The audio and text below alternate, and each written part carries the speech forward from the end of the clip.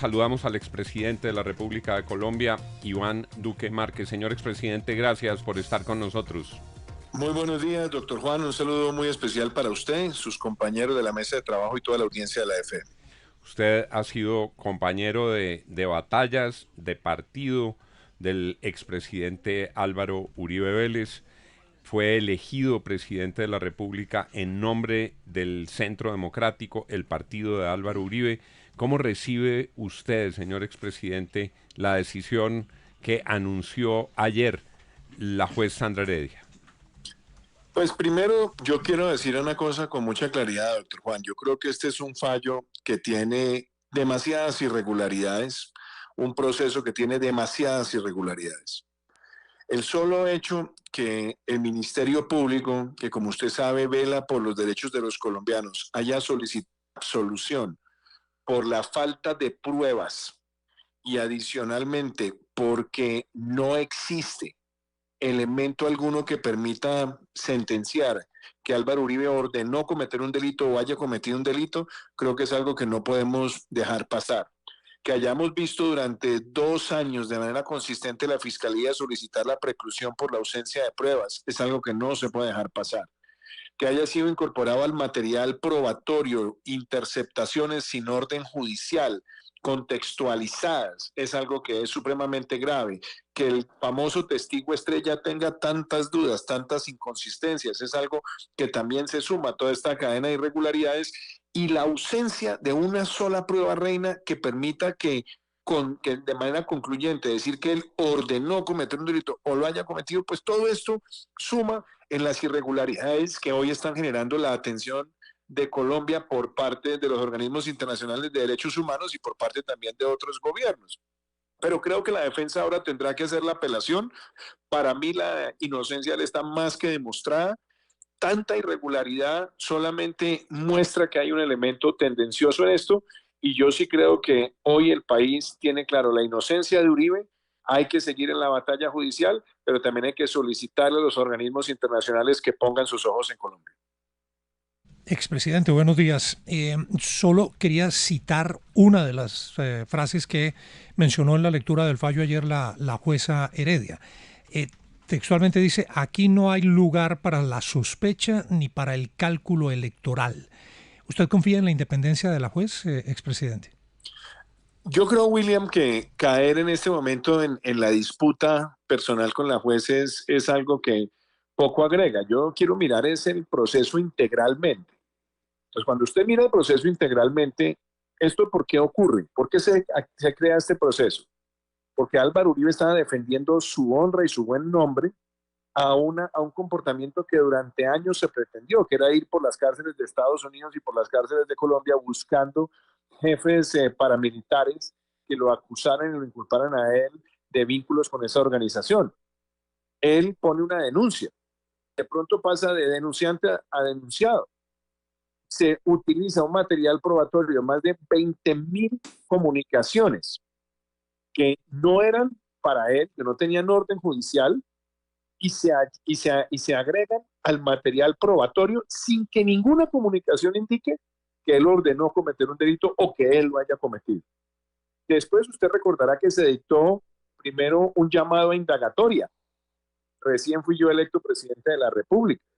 Ese llamado a indagatoria después fue equiparado prácticamente a una acusación, a una imputación. Usted recordará que, y eso es otro elemento que es lamentable, cómo a él se le dictó una medida de aseguramiento en plena pandemia con restricción de movilidad, siendo él senador de la República, cumpliendo con todas sus diligencias, afectándole el derecho a la defensa, que después le fue resarcido, por supuesto, pero que en ese momento fue altamente controversial, y que durante 2 años la línea consistente de la Fiscalía haya sido cambiada abruptamente, más el Ministerio Público pedir la absolución. Todo esto sí muestra que hay elementos que son muy irregulares y que tienen una coincidencia con el panorama electoral que tiene hoy Colombia. Entonces, esto por supuesto que tiene que ser observado por nosotros como sociedad, pero también tiene que ser observado por la comunidad internacional. Y es paradójico que en un país donde los criminales de lesa humanidad que arrasaron con un sector de la población durante décadas, hoy gocen de la libertad no tengan ninguna pena condenatoria, es que una persona que ha defendido la institucionalidad, que ha luchado por Colombia, que además ha acudido a todas las instancias, que no existe Sí. una prueba reina, ahora aparezca condenado. Eso solamente muestra la inconsistencia de todo esto. Ahora, expresidente, es que es muy difícil no darle una lectura política y una repercusión política que seguramente va a tener esta decisión que se ha tomado ayer. Esta mañana, Darcy en su secreto reveló que Iván Cepeda iba a ser, bueno, víctima en el proceso, iba a ser candidato presidencial muy seguramente y casi de manera directa de ese sector de la izquierda. ¿Qué piensa que ahora la víctima del proceso termine catapultado como candidato presidencial? ¿Alguna opinión al respecto, expresidente? Pues esa intención siempre ha estado. Es que, por supuesto que esto tiene intencionalidad política, siempre la ha tenido. Claro que había siempre la intencionalidad política de acabar moralmente, reputacionalmente a Álvaro Uribe. Siempre se intentó eso, por eso fueron todas esas visitas y esos peregrinajes a las cárceles de Colombia y en el exterior buscando testimonios. Eso fue lo que se intentó durante años. Y usted recordará que muchas acciones en contra de él y de su familia ocurrieron en vísperas electorales. Ya al país se le olvida lo que pasó con su hermano en vísperas de las elecciones del 2014. Y después lo que ocurrió en la campaña del 2018. Entonces, claro que aquí hay unos elementos que son coincidentes, pero todo eso, que por supuesto amerita que tengamos toda la atención, es importante y es relevante mostrarlo. Pero lo más relevante de todo esto es la injusticia que se está cometiendo, porque no hay una sola prueba reina, William. Que eso haya ocurrido sin una prueba reina y después de las solicitudes del Ministerio Público de una absolución, sumado a todas las irregularidades, es algo que por supuesto los colombianos tenemos que observarlo y la comunidad internacional también, porque como diría alguien, cuando los derechos de alguien son violados, los derechos de todos están en riesgo. Entonces, claro Sí. que aquí lo seguiremos acompañando en todo el proceso y todas las instancias, pero que esto tiene Expresidente, motivación política, la tiene, que tiene intencionalidad política, la tiene, y que adicionalmente se busca que todo esto sea parte del contexto de la elección del 2026. sí, hablando de las repercusiones políticas, ¿cuál es el escenario en el contexto también un poco de la campaña del 2026 que usted ve con un expresidente por primera vez en Colombia y el expresidente Álvaro Uribe con una posible medida de aseguramiento, así sea domiciliaria? A ver, primero, yo creo que aquí hay unos elementos procesales que no me corresponde a mí hacer todas las valoraciones, pero aquí siguen más instancias.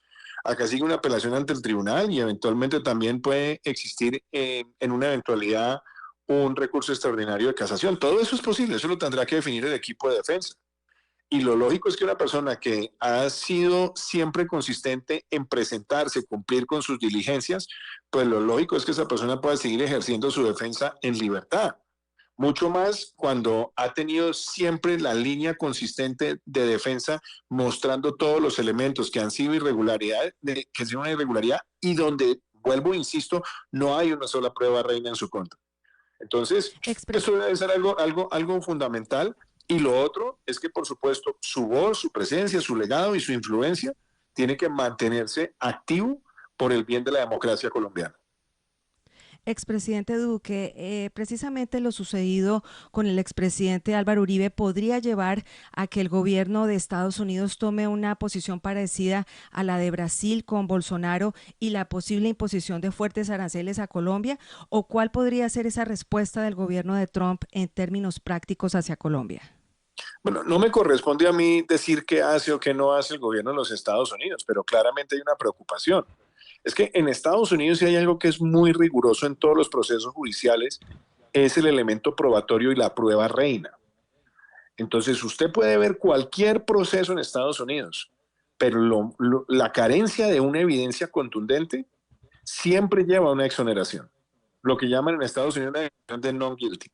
Cualquier observador de este proceso en los Estados Unidos que vea la debilidad probatoria, la incorporación de pruebas que se hizo sin orden judicial, la debilidad de los testigos estrella, entre comillas, todo esto pues va a generar un estupor muy grande. Ya se está viendo en miembros del Congreso, ya se ha visto en el pronunciamiento del secretario de Estado. Entonces sí creo que esto alimenta una preocupación adicional a todo lo que está ocurriendo en Colombia, el debilitamiento de la lucha contra el narcotráfico, la expansión de los cultivos ilícitos, a la conducta tolerante y permisiva con miembros de grupos armados elevados a la condición de gestores de paz. Y ahora también un proceso donde hay una condena sin una sola prueba reina y con una serie de irregularidades que son conocidas ante los ojos de los colombianos y de la comunidad internacional. Entonces, muy seguramente esto va a tener repercusiones también en la política exterior. Muy buenos días, expresidente Iván Duque. ¿Cuál debe ser ahora entonces el enfoque de las precampañas o de las campañas para llegar a un candidato del Centro Democrático, con uno de sus precandidatos en una unidad de cuidados intensivos y con un expresidente pues ya señalado por la justicia? Pues es muy doloroso lo que ha ocurrido con Miguel Uribe y es muy doloroso lo que ha ocurrido ahora con este anuncio de fallo. Pero yo creo que el Centro Democrático es un partido fuerte, con vocación de poder, con un grupo de personas que están aspirando a la candidatura sólidas, personas con clarísimo conocimiento del país, pero también hay una bancada que está activa y un partido que quiere jugar en grande en la elección en el 2026. Entonces creo que en lo que tiene que ver con el partido, este tipo de situaciones que son dolorosas, también generan una gran fortaleza porque el Centro Democrático se crece siempre en la adversidad. Pero al margen también de esto, yo creo que el partido y todos los dirigentes del partido tienen claro que hay que ir construyendo un camino a una unidad patriótica y democrática para poder recuperar nuestra democracia a plenitud, el orden institucional y que podamos pasar esta horrible noche. Entonces creo que todos esos elementos estarán ahí y con más veras un proceso con tantas irregularidades y un proceso donde no hay pruebas y donde Álvaro Uribe ha mostrado su inocencia, su integridad, su gallardía, como lo ha hecho permanentemente, pues eso también va a motivar a que el accionar político esté también fortalecido y motivado para que tengamos la recuperación institucional que también se vea reflejada en una mejor justicia. 8:14 minutos de la mañana. Señor expresidente Iván Duque, este escenario ha llevado para que nos cuente Darcy Quinn que ya hay unas voces muy fuertes en la izquierda que están pidiendo no solo que el senador Iván Cepeda se lance a la contienda presidencial, sino para que varios grupos de la izquierda lo acompañen en esa aspiración. ¿Cree usted que lo que vamos a ver en la política de cara a la campaña próxima es una izquierda muy fortalecida en alas, digamos, radicales como la de Iván Cepeda, y en la otra orilla los seguidores del Centro Democrático de Álvaro Uribe en solidaridad con él, y todo esto un poco en desmedro de candidatos más del centro, que vamos de nuevo para un enfrentamiento pacto histórico Centro Democrático? ¿O usted cree que eso se puede mover distinto? Yo creo, doctor Juan, que aquí hay que hacer los contrastes. Aquí hay que ver quiénes han sido los defensores de la impunidad para las FARC y quienes han sido víctimas de procesos irregulares. Porque a mí no me van a venir a vender el cuento que van ahora a reivindicar un proceso sin pruebas reinas como un testimonio de apego a la legalidad, cuando han sido en el otro lado los principales promotores de la impunidad para las FARC. Porque el país tiene que hacer esos contrastes. El país tiene que darse cuenta que todos los cabecillas de las FARC que flagelaron a Colombia durante décadas están en libertad, sin condenas, y muchos de ellos también en el Congreso.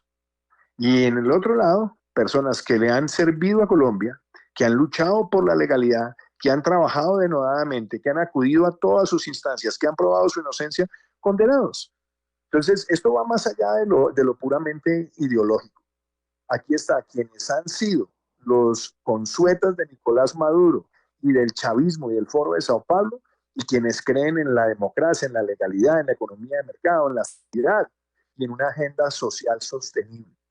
Aquí se tienen que hacer los contrastes con quienes han tratado siempre de buscar darle canonjías a todos los terroristas, que los han sentado a la mesa y los han nombrado gestores de paz, y quienes han luchado de manera clara y vertical por la legalidad, enfrentando a cualquier forma de criminalidad. Eso es lo que el país tiene que hacer como valoración. Entonces, esa batalla estaremos listos todos los colombianos a darla, pero aquí hay que pensar en la unidad patriótica de quienes tenemos un enfoque por la legalidad, Sí. por la economía de mercado y sobre todo por la política social sostenible. Los demás se quedarán en su populismo y su demagogia. Creo que ese es el contraste que hay que hacer de cara al 2026. Bueno, pero creo interpretar por sus palabras, entonces, los que usted dice y los que pusieron a las FARC y les dieron todas las gabelas a las FARC, los que han nombrado gestores de paz, entonces yo aquí empiezo a pensar de quiénes está hablando. O sea, expresidente, ¿es correcto decir que usted está hablando de que se tiene que castigar en las urnas